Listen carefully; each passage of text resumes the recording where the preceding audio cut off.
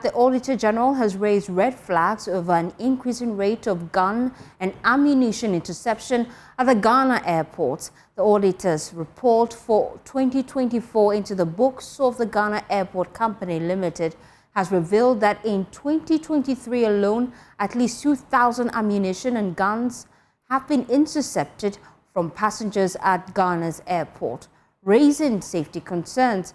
Let's listen to the Vice Chairman of the Public Accounts Committee, Samuel Atta-Mills, detail the situation as captured by the report when the Ghana Airport Company Limited appeared before the committee a while ago. Increasing number of weapons and ammunition carried by passengers. This, I think, is really serious. On paragraph 1110 from the auditors, it says, according to the Director of Aviation Security, all cases of the above were referred to National Investigation Bureau for the necessary action. However, the passengers were allowed to board their flights due to the absence of a policy on passengers carrying weapons. Does it mean that they allow them to board the plane with their weapons?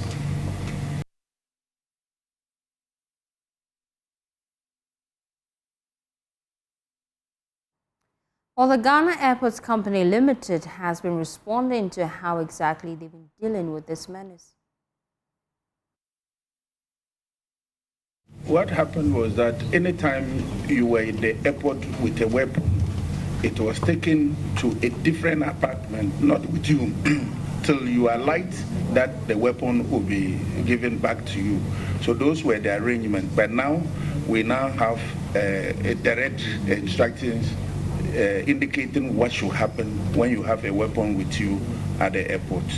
So if you have a weapon with you at the airport, what happens? So if you have a weapon currently, you have to declare it. Okay. Once you declare it and it's licensed, you are able to travel with it. If it is not licensed, we confiscate it and send it to National Investigation Bureau. What if it's licensed but you haven't declared it? If it's not declared, we still confiscate. So you have a weapon, you have licensed it. When you get to the airport, what should you do? You disclose it that you are carrying a license. Whom will you disclose it to?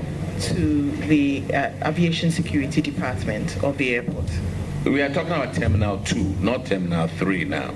Those are the local flights. Yes. Local flights, Terminal 2. Yes, please. Okay, so you disclose it to the airport security? Yes, please. Okay, and then they will help you register it, right? Yes, please. And then they will secure it. I want the general public to know the procedure. That is all. My colleague James Aveji was at that Public Accounts Committee hearing. He joins us live with more. James, concerns were also raised about increasing charges at the port. What justification did they give for that? Well, Faustina, the MD herself admitted that as it stands now, Ghana has some of the highest charges, service charges across the sub-region as well as across the globe.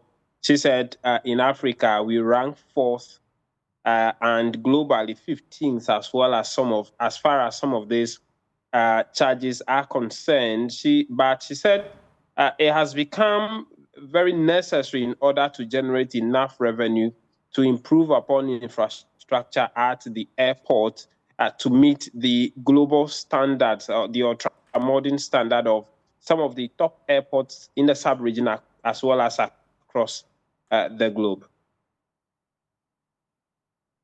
Comparatively, we are about number 4 in the region, in Africa.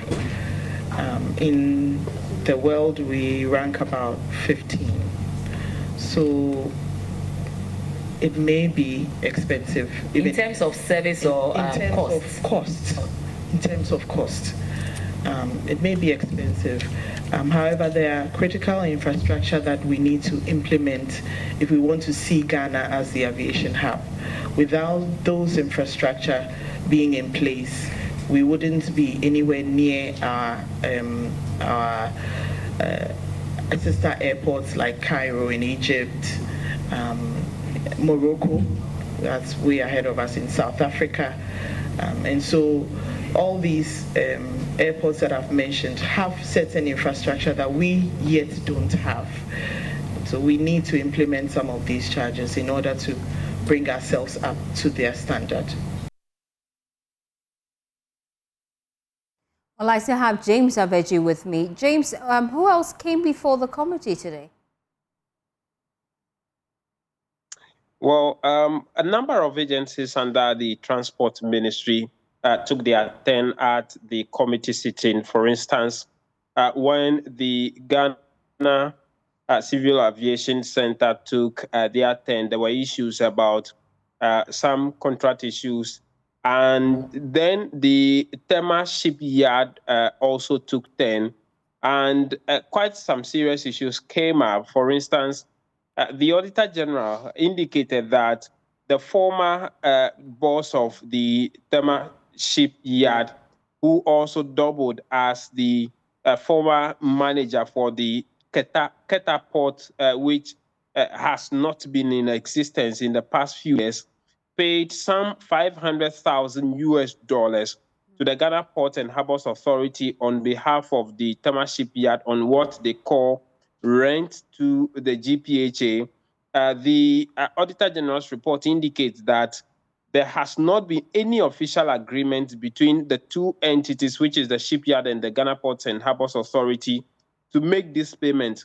Upon probe, it became clear that the erstwhile boss, who deputized as the Keta Port CEO, was seconded to that particular agency or authority by the Ghana Port and Harbors Authority. And so the assumption is whether there's been some connival between him and the Ghana Port and Harbors Authority. For a member of the committee, Edem Agbana, thinks that there need to be further investigations into it. The money must be retrieved and some possible prosecution over that matter. For those in the Afram Plains area, the Volta Lake Transport Authority also appeared there were questions about the ferry, which has broken down for over 9 weeks now. They said they are looking for the part. The transport minister himself also promised that that is the delay. They are finding it difficult to get the part to repair the ferry. But the managing director of the Volta Lake Transport Company indicated that they should give them some 6 weeks, after which they are very sure of getting the parts to repair the ferry to resume work on the Volta Lake between the Afram Plains, Agodeke area. So those are some of the issues that's come up. The committee has finished its 2-day sitting now. What they have to do now is to go to the regions, to go and do the regional tours, and then that will be it for the 2024 report and end of their work until the Auditor General comes out with the 2025 Auditor General's report. Thank you so much, James Aveji. He was in Parliament for us. Well,